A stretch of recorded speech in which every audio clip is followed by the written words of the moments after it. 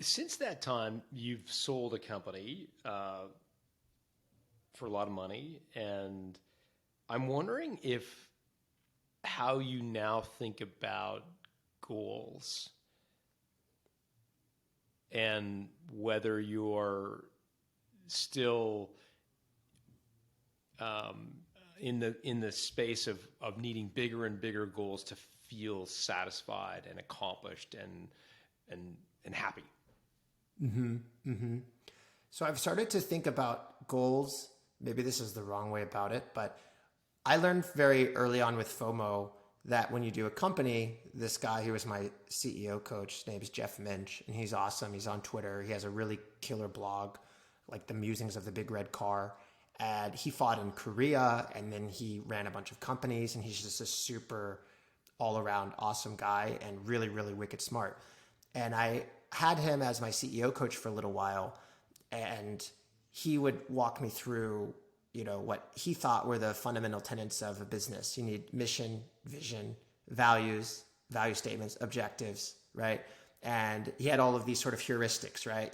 You can do the work the best, but if you hire people to scale, be happy with them giving you 70% of the quality you could do. So he had all these heuristics that like sort of soothed me, because at that micromanage early stage, you're like, I can do this better. And you don't want to hire and, give up your baby. And so he helped me think through a lot of that. And so a couple of years ago, fast forward, I started to remind myself of like, how does Jeff think we should run companies? And could that be useful to individuals? Not in the sense of, having a team scrum weekly stand-up meeting with myself, nothing like that, nothing too robotic, but could humans benefit from a vision, from a mission, from objectives? And what is the difference between those? And according to Jeff and some other literature I've read, your vision is sort of this thing that you never reach. It's like the end of the rainbow. You physically can't get there. But your mission is something that is achievable. But specifically, your mission should be achievable in like 3 to 5 years, because you have to have visible progress and you have to keep teams motivated to keep working with you and not have employee churn. And then as you get close to your mission, you can sort of like renew a new mission or a new set of goals and objectives. So I started thinking about that for myself. And it's like my mission or my vision when I was just getting started in tech after school was to found a company. Be a founder instead of an employee. Well, I did that and I failed.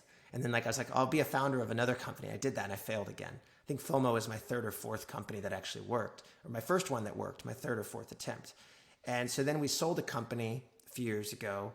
And so that was my next mission was like, well, let me have a successful company and exit, because that is the creme de la creme, right, of all founders, is to exit your business and watch it sort of flourish without you. So we did that. And we sold it to a PE company. And that was what I was referring to earlier. It was a 45-minute of ecstasy joy. I literally went to lunch alone and got like a $9 meal at a barbecue place. And that was my celebration. I didn't even allow myself to get like a present or a gift or anything. It was like antithetical to how I thought it would be, or anticlimactic rather. And so then I thought, okay, I need a bigger goal. I need a goal that's going to take more time, or that in this company terms isn't quite achievable. And so then language learning came around. It's like, well, you can never be an expert in a language, definitely not a second language. I'll choose a difficult language. So that sort of got part of it going. But I also needed to figure out a professional endeavor. How could I make money? How could I use the skills I have? Because I don't have any skills with language. So I started thinking about the music thing. It was like, well, I could sell out a show, but you could sell out a show of 100 people, or should you sell out a show of 50,000 people? Should you sell out a world tour, or just be the local act?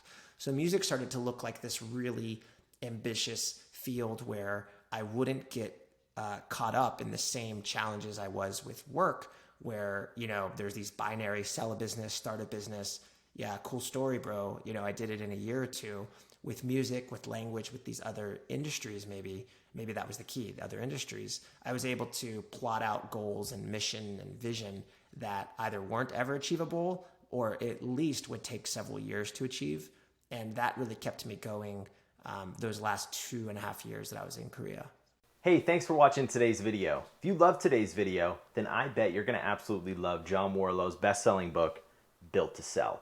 It's been endorsed by entrepreneurs such as Seth Godin, Bo Burlingham, Patrick Bet-David, Tim Ferriss, and many more. And guess what? You can grab a free copy of this book. All you have to do is head over to builttosell.com to grab your free copy today.